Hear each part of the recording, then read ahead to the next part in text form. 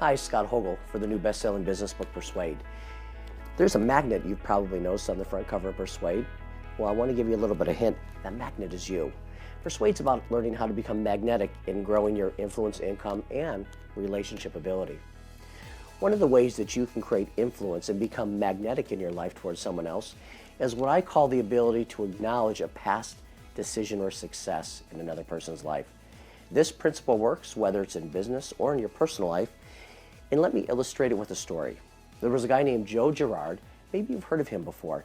He's in the Guinness Book of World Records for selling the most cars ever sold in a specific time period. I think it was just over 13,000. How did he do that? Well, Joe had a very interesting sales technique.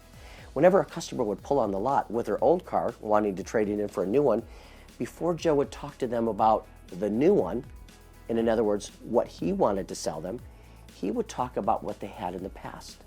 And he would find something of value that he could speak to. And by talking about a good decision they made in the past, Joe was showing that he honored, that he valued their judgment. What did that do? That created a trust between Joe and that customer. And that trust then transferred over into the new purchase. And Joe became the greatest car salesman ever. So let me ask you this. Who in your life, whether in your business or your personal life, can you find something that you can admire and acknowledge, that you can find in the past, pull forward in the future, and have a conversation with them about it?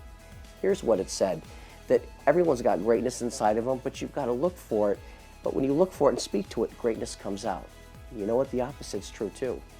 If you look for weakness and speak to weakness, weakness comes out. Look, we've all got a king or a fool in us. The one that you speak to comes out. Are you starting to get the idea? Find something you can acknowledge and admire in another person and begin to speak to that. And what you're going to find is it creates a magnetic pull between you and them, and your influence will grow. Thank you very much.